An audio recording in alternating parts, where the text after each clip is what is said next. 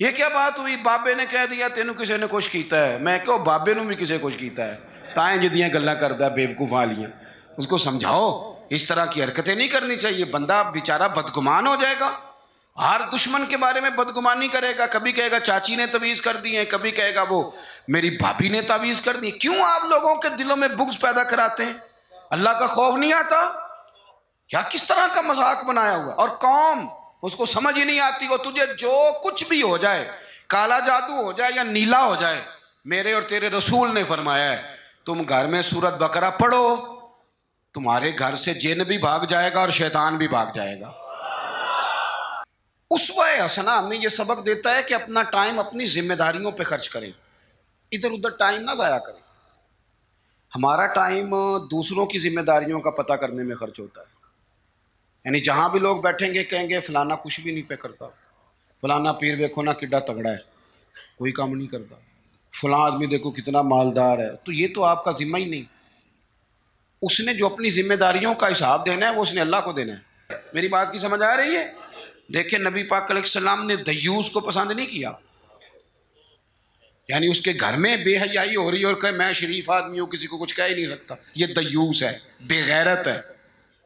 کہ گھر کے اندر بے حیائی ہو رہی ہے اور کہتا جی میں شریف ہوں، یہ شرافت نہیں ہے. شریعت اسلامیہ غیرت مندی کا سبق بھی پڑھاتی ہے. تو میرے نبی پاک علیہ الصلوۃ والسلام نے تصوف کا، طریقت کا، عبادت کا، معرفت کا یہ والا ذوق بھی دیا اور پورا دیا، اور اسے بھی چھوڑا نہ کریں. آپ یقین کریں جتنا مزہ سجدے کا ہے، کمال ہو گئی جتنا مزہ. ایک نا دوست میرے پاس آئے تو بڑے پریشان تھے اور ان کی چہرہ بتاتا تھا کہ بڑا رو رو کے آئے ہیں. پھر آ کے انہوں نے مجھ سے شکایت کی کہ اس طرح فلانے نے کہا ہے، یہ والی تکلیف دی ہے. تو حضرت صاحب کیا کریں، لوگ بلا وجہ الزام لگاتے ہیں. میں نے آخیا سچ دس کرما لیا جنہ سواد اج سجدے دا آیا ہی پہلا بھی کدی آیا صحیح. اس نے کہا نہیں. تو میں کیا پھر دا مطلب ہے دکھ دے چنگے ہوندے نے نا، یہ جب آئیں تو بندہ سجدہ تو کھول کے کرتا ہے نا، رب کے سامنے رو تو لیتا ہے نا. تو اسی لیے تو اقبال نے کہا تھا نا بچا بچا کے تو رکھ اسے، تیرا آئینہ ہے وہ آئینہ، شکستہ ہو تو عزیز تر ہے نگاہ آئینہ ساز میں. ٹوٹے ہوئے دل تو بڑے کمال ہوتے ہیں، ٹوٹے ہوئے دل تو بڑے کمال ہوتے ہیں. محبت کے لیے دل ڈھونڈ کوئی ٹوٹنے والا، محبت کے لیے دل ڈھونڈ کوئی ٹوٹنے والا، یہ وہ شے ہے جسے رکھتے ہیں نازک آبگینوں میں. میرے عزیز نبی پاک صلی اللہ علیہ وسلم نے وہ والا سبق بھی دیا اور ساتھ حضور نے مضبوط اعصاب. یہ ہمارے بچے نوجوان ڈرے ڈرے سے، پریشان سے، پتہ نہیں کیا ہونے لگا ہے، غریبی آ گئی، کام نہیں ملتا، حالات خراب ہیں، گھروں میں عورتیں روتی پریشان ہوتی، پھر ان کو وہ بابے بھی مل جاتے ہیں جنہوں نے اور کوئی کام نہیں. جمعرات والے دن سویرے 9 تو 11 تویز لکھنا ہے، تو پھر عصر تو مغرب تویز لکھنا ہے، تو پھر اتوار والے دن نویں سرے تو بس کر دیں یار، کوئی کسی بات کی حد بھی ہوتی ہے. مجھے تو نہیں ملا کہ حضرت غوث پاک کس دن تعویذ دیتے تھے. تعویذ جائز ہے پر کون سا ٹائم رکھا ہوا تھا حضرت غوث اعظم نے بتائیں تعویذ دینے کا؟ کوئی بتائے حضرت بہاؤالحق نقشبند بخاری کس تاریخ کو تعویذ لکھتے تھے؟ خواجہ اجمیر کی کون سی تاریخ تھی تعویذوں کی؟ وہ تعویذ نہیں دیتے تھے، وہ جو آتا تھا اسے رسول اللہ کا دین دیا کرتے تھے، وہ قرآن و حدیث کے سبق پڑھایا کرتے تھے. واپس آؤ، اصل کی طرف سفر کرو. یہ کیا بات ہوئی؟ بابے نے کہہ دیا تینوں کسی نے کچھ کیتا ہے. میں کہو بابے نو بھی کسی کچھ کیتا ہے. تائیں جدیاں گلاں کردا ہے بیوقوفاں والیاں. اس کو سمجھاؤ اس طرح کی حرکتیں نہیں کرنی چاہیے. بندہ بیچارہ بدگمان ہو جائے گا. ہر دشمن کے بارے میں بدگمانی کرے گا. کبھی کہے گا چاچی نے تعویذ کر دی ہے، کبھی کہے گا وہ میری بھابھی نے تعویذ کر دی. کیوں آپ لوگوں کے دلوں میں بغض پیدا کراتے ہیں؟ اللہ کا خوف نہیں آتا؟ کیا کس طرح کا مذاق بنایا ہوا. اور قوم اس کو سمجھ ہی نہیں آتی. وہ تجھے جو کچھ بھی ہو جائے، کالا جادو ہو جائے یا نیلا ہو جائے، میرے اور تیرے رسول نے فرمایا ہے تم گھر میں سورت بقرہ پڑھو، تمہارے گھر سے جن بھی بھاگ جائے گا اور شیطان بھی بھاگ جائے گا. تو پڑھو نا جو نبی پاک نے تعویذ دیا ہے، اس سے آگے کو تعویذ ہو سکتا ہے؟ چھوڑ دیں ادھر ادھر بھاگنا. اور بڑا مسئلہ ہو تو سورہ فلق اور ناس پڑھ کے سویا کریں. یہ دم ہمارے نبی پاک نے بتایا ہے. تو ساڈے نبی دی زبان ساڈے واسطے قرآن. اس لیے یہ کچی پکی باتیں، بزدلوں والی باتیں، وہ سانپ سے ڈرنے والے بعد میں رسیوں سے بھی ڈرنا شروع ہو جاتے ہیں۔ ابھی تک یار، مطلب اب تو مجھے غصہ آتا ہے، اتنا بڑا قد کاٹ ہے، جوان ہے، دور سے آ گیا، کہتے ہیں پیر صاحب کئیاں بندیاں نے میری کتاب کٹی ہے، انہاں میں نے دسیا بھی تینوں کسے کچھ کیتا ہے۔ میں نے کہا یار پاس کر، مطلب اتنا تو جوان آدمی ہے، تیری تو بات سن کے غصہ آ رہا ہے، کیا تو بات کرتا ہے؟ اللہ سے ڈر، اٹھ باندھ کمر کیوں ڈرتا ہے، پھر دیکھ خدا کیا کرتا ہے۔ اپنے اندر ہمت پیدا کریں، سنیں۔ حضرت انس بن مالک رضی اللہ تعالیٰ عنہ فرماتے ہیں، یہ اسوہ رسول کانفرنس ہے نا، تو دیکھیں ہمارے صحابہ ہمارے سامنے حضور کا اسوہ، حضور کے صحابہ کیا بیان کرتے ہیں۔ حضرت انس بن مالک کہتے ہیں ایک رات مدینہ شریف میں کونے سے خوفناک آواز آئی، شدید آواز۔ اب لوگ جمع ہونے لگے کہ ادھر سے آواز آ رہی ہے، کسی نے نیزہ پکڑا ہے، کسی نے تلوار منگائی ہے، لوگ کٹھے ہو رہے ہیں۔ یہ کبھی آ جائے نا کونے سے آواز تو مسئلہ خاصا بن جاتا ہے، ہوں تو تسی چپ کر کے پہ سن دے ہو نا، لیکن رات کو نا اگر بلی بھی ہو نا چھت پہ اور وہ کوئی چیز ہلکی ہلکی بجا رہی ہو، اندھیرا ہو گہرا، تو بندے سے موبائل نہیں نکالا جاتا تکیے کے نیچے سے، کہتا چپ کرو چپ کرو۔ لیکن تقریریں کرنا سننا آسان کا نا، کہہ دیتے ہیں سن لیتے ہیں بات ختم ہو جاتی، لیکن اس کی گہرائی میں تو اترے نا، حقیقت کیا ہے۔ یعنی خوفناک آواز آ رہی ہے، اور صحابہ دلیر لوگ تھے، پر وہ نیزے جمع کر رہے تھے، تلواریں نکال رہے تھے کہ جا کے دیکھیں ادھر کیا ہے۔ حضرت انس بن مالک کہتے ہیں ہم ابھی پروگرام بنا رہے تھے اس طرف بڑھنے کا، تو ہم نے دیکھا اللہ کے رسول اس طرف سے واپس آ رہے تھے، ہاتھ میں نیزہ پکڑا ہے، گھوڑے پہ سوار ہیں، اور ابو فرمانے لگے سو جاؤ چپ کر کے، میں دیکھ آیا ہوں جانور لڑ پڑے تھے، وہ آوازیں نکال رہے تھے، دیکھ آیا ہوں، سو جاؤ کچھ بھی نہیں۔ حضرت انس کہتے ہیں کمال ہو گئی، رسول پاک کا وہ انداز بہادری والا، دلیری والا، وہ ہماری طبیعتوں کو جوان کر جایا کرتا تھا۔ با ہمت رہیں، با ہمت۔ اور جوانوں یاد رکھو، قرآن پاک نے جو ترتیب بیان کی ہے وہ یہ نہیں ہے کہ آپ چپ کر کے بیٹھے رہیں گے اور مدد آپ کی طرف آ جائے گی۔ جو ترتیب ہے نا قرآن پاک کی، وہ یہ ہے کہ ان الذین قالوا ربنا اللہ، بے شک وہ لوگ جنہوں نے کہا کہ اللہ ہمارا رب ہے، ثم استقاموا، پھر وہ ڈٹ گئے، پھر وہ بولیے، پہلے کہا اللہ ہمارا رب ہے، پھر وہ، یعنی یہ کہہ کہ پہلے وہ ڈٹے نا، جب تتنزل علیہم الملائکہ، پہلے وہ ڈٹے ہیں، پھر رب نے ان کی مدد کے لیے فرشتے نازل فرمائے۔ پہلے ڈٹنا ہے، مدد کو فرشتے آئیں گے، لیکن پہلے آپ ڈٹیں تو صحیح، لیکن آپ ڈٹ ہی نہیں رہے۔ آپ کہہ رہے ہیں مدد آئے گی، بھئی آپ تھوڑا کھڑے ہوں، تھوڑا سٹینڈ لیں۔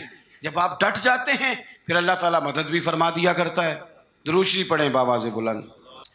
تو ایک تو نبی پاک علیہ السلام کی سیرت مبارکہ ہمیں عبادت کا، ریاضت کا سبق پڑھاتی ہے، دوسرا دلیری کے اسباب، اور تیسری بات، توجہ ہے میری بات پر؟ یہ مووی بن رہی ہے جی، 2-4 لوگ بنا رہے ہیں، اگر سارے ہی آپ موبائلوں پہ لگ جائیں گے تو پھر تقریر کس کو سنانی ہے؟ دو ایک باتیں بس اور عرض کرنی ہے، آپ میری بات پر غور فرمائیں۔ اور تیسری بات حضور کے اسوہ نور کی، جس کو خاص کر کے اپنے ذہن کے اندر رکھیں۔ نبی پاک علیہ الصلوۃ والسلام نے نا مختصر وقت میں انقلاب برپا کیا ہے۔ حضور کا جو تبلیغ دین کا پیریڈ ہے نا، وہ صرف 23 سالوں کا ہے۔ کتنا؟ یعنی 40 سال کی عمر مبارک میں اعلان نبوت فرمایا، اور 23 سال آپ کو ہزاروں میں احادیث کا ذخیرہ ملتا ہے۔ نبی پاک علیہ الصلوۃ والسلام نے قافلے ترتیب دیے، مجاہدوں کی صفیں بنائیں۔ اس سارے عرصے میں حضور نے مسجد کی تعمیر فرمائی، رسول پاک نے اپنے صحابہ کرام علیہم رضوان کے دکھ اور سکھ میں شرکت فرمائی، حضور نے حج فرمایا، نبی پاک نے صدقات و خیرات کیے۔ اتنی ساری باہر مصروفیات، کافروں منافقوں کی سازشوں کے پردے کھول کر صحابہ کو بتایا کس طرح ان سے نمٹنا ہے۔ لیکن یہ سارا کہہ کہ حضور نے اپنے گھر والوں سے یہ نہیں کہا کہ میرے پاس ٹائم کوئی نہیں، یہ سارے کام بھی ہوتے رہے، اور حسن حسین حضور کے کندھوں پر سواریاں بھی فرماتے رہے، کھار میں بھی پورا ٹائم دیا رسول کریم، محبت فرمائی۔ یعنی اپنے اوقات کار کو اپنی ذمہ داریوں پہ لگایا۔ اسوہ حسنہ ہمیں یہ سبق دیتا ہے کہ اپنا ٹائم اپنی ذمہ داریوں پہ خرچ کریں، ادھر ادھر ٹائم نہ ضائع کریں۔ ہمارا ٹائم دوسروں کی ذمہ داریوں کا پتہ کرنے میں خرچ ہوتا ہے، یعنی جہاں بھی لوگ بیٹھیں گے کہیں گے فلانا کچھ بھی نہیں پہ کرتا، فلانا پیر دیکھو نا کڈا تگڑا ہے، کوئی کام نہیں کرتا، فلاں آدمی دیکھو کتنا مالدار ہے۔ تو یہ تو آپ کا ذمہ ہی نہیں، اس نے جو اپنی ذمہ داریوں کا حساب دینا ہے وہ اس نے اللہ کو دینا ہے۔ آپ یہ بتائیں کہ جو آپ کے ذمہ کام لگا آپ نے کیا کہ نہیں کیا؟ آپ کی ڈیوٹی جو تھی وہ آپ نے کی کہ نہیں کی؟ جب ہم سارے اپنی اپنی ڈیوٹیاں کرنے لگ جائیں گے نا، تو میرا یہ خیال ہے چھوٹے صحیح کام کرنے لگ جائیں تو بڑوں کو بھی خیال آ ہی جاتا ہے۔ میں اکثر نا اپنی زندگی میں ایک تجربہ کرتا ہوں کہ بچوں کو کام کہیں تو وہ نہیں کرتے، طلباء ہوں، دوست ہوں، احباب، کام کہہ دیں تو نہیں کرتے، کرنا شروع کر دینا۔ میں نے نا مختلف ذمہ داریاں لگائیں، مسجد کی صفائی کل تو کرنا، پرسوں تو کرنا، تو آپ کو پتہ ہے کسی کی ڈیوٹی لگائیں تو پھر وہ ڈیوٹی بدلنا بھی پسند کرتا ہے، وہ کہنا مینوں کام میں آئی ذرا تو کھلوئے نا میری تاں پہ۔ تو یہ بھی کام ہوتا ہے، ایک انسانی فطرت ہے۔ تو میں نے پھر سوچا کہ یار حد ہو گئی ہے، کمال بات ہے، مسجد تو اللہ کا گھر ہے، اور حضرت بابا فرید الدین مسعود گنج شکر جیسا بڑا آدمی تو نہیں نا دوبارہ اس دھرتی پہ آئے گا۔ تو بابا صاحب اپنے آپ سے کہتے ہیں اٹھ فریدا ستیا، وہ جھاڑو دے مسیت، خود کہتے ہیں، یہ نہیں کہتے کہ جھاڑو دے مرید مسیت یا شاگرد مسیت، اٹھ فریدا ستیا تے جھاڑو دے مسیت، اوے تو ستا ہے رب جاگدا تیری ڈاڈے نال پری۔ اور اگر نبی پاک صلی اللہ تعالیٰ علیہ وسلم مسجد نبی بن رہی ہے، حضور اینٹیں اٹھا کے لا سکتے ہیں، تو میرا خیال ہے اور بھی کوئی پیر صاحب چھاپر تھالا کوئی کام اٹھا لیں تو کوئی مسئلہ، کوئی مشکل نہیں۔ اگر سرکار بہت سارے کام کرتے ہیں، لوگوں کو سبق بھی ہم یہی پڑھاتے ہیں، تو اگر شیخ بھی کبھی کبھی اپنا جوتا اٹھا لیں تو کوئی اتنا یہ مشکل مسئلہ، کچھ مطلب ماحول اس طرح کا بنا دیا جاتا ہے کہ کام رہ ہی جاتے ہیں۔ میں یہ اکثر کرتا ہوں کہ میں اب کام نہیں کہتا، میں کہتا ہوں جھاڑو پکڑ لو نا مسجد میں شروع کرو، اور جب آپ پکڑ کے شروع کر لیتے ہیں تو پھر بڑے سارے آ جاتے ہیں کہتے ہیں سانو دے دو، تو آپ شروع تو کریں نا، لیکن جب کام شروع کریں گے پھر کام ہو جائے۔ اپنی ذمہ داریوں کا احساس کریں، وقت نہ ضائع کریں، اور یہ حدیث یاد رکھیں کہ نبی پاک علیہ الصلوۃ والسلام نے فرمایا خوبصورت مسلمان وہ ہے جو بے مقصد باتوں کو چھوڑ دیتا ہے۔ مقصد کی بات کریں، مقصدیت کی، ضروری کام جو ہیں ان پر ڈیوٹی۔ اور چوتھی اور آخری بات آپ کی خدمت میں یہ عرض کرنی ہے کہ ہمارے یہاں نا بہت سارے لوگ سمجھتے ہیں کہ ظاہری لبادے کا نام سیرت ہے، یہ تو ایک جز ہے، داڑھی پگڑی جبہ امامہ بہت ضروری ہے، لیکن ایک جز ہے سنت کا، ایک حصہ ہے سنت کا، چونکہ اسوہ حسنہ ایک کاملیت ہے، اس کے بہت سارے حصے ہیں۔ اپنے گھر والوں کے ساتھ بہترین سلوک کرنا یہ بھی سنت کا حصہ ہے۔ آپ دیکھیے حضور نے فرمایا تم میں سے بہتر وہ ہے جو اپنے گھر والوں کے حق میں بہتر ہے، اور فرمایا جا کے پوچھ لو میں تم سب سے بڑھ کر اپنے گھر والوں کے حق میں بہتر ہوں۔ یہ بھی ایک بہترین حصہ ہے، لیکن اسوہ حسنہ کا ایک بہت بڑا حصہ اور بھی ہے۔ غور کریں، میں حدیث ترمذی سے پڑھنے لگا ہوں، نبی پاک علیہ الصلوۃ والسلام نے حضرت انس بن مالک سے فرمایا اے انس ہو سکے نا، اور حدیث میں لفظ بڑے سونے ہیں، فرمایا اے میرے بیٹے انس، یا بنیا، اے میرے بیٹے انس، اگر ہو سکے تو صبح اس حال میں کرنا کہ تیرے دل میں کسی بندے کے لیے بغض نہ ہو، کسی بندے کی عداوت تیرے سینے میں نہ ہو۔ پاک ہوویں تے پاک ہی ملدا ہی، تے بنا پاکوں پاک نہیں ملدا، تے سارے جسم دے دھون دے نالوں اکو دھولا ٹکڑا دل دا۔ فرمایا انس اگر ہو سکے تو صبح اس حال میں کرنا کہ تمہارے دل میں کسی کا بغض نہ ہو، عداوت نہ ہو۔ اور اگلے لفظ پتہ کیا ہے حدیث کے؟ حضور فرمانے لگے یہ میری سنت ہے، دل صاف رکھنا یہ میرا اسوہ ہے، یہ میرا طریقہ ہے۔ ایک بہت بڑا حصہ دین کا دلوں کی صفائی ہے، یہ حضور نے فرمایا یہ میرا اسوہ ہے۔ دلوں میں نا بوجھ جب آتا ہے نا کسی کے لیے، میری طرف دیکھ رہے ہیں آپ کے موبائل دیکھ رہے ہیں، صحیح ہو کے بیٹھے نا ایک دفعہ دوبارہ سے، دیکھیں بھلا صحیح ہو کے کیسے بیٹھتے ہیں، جو نہیں صحیح بیٹھے۔ بات ختم کرنے لگا ہوں نا، آپ کی زیادہ توجہ چاہیے بھائی۔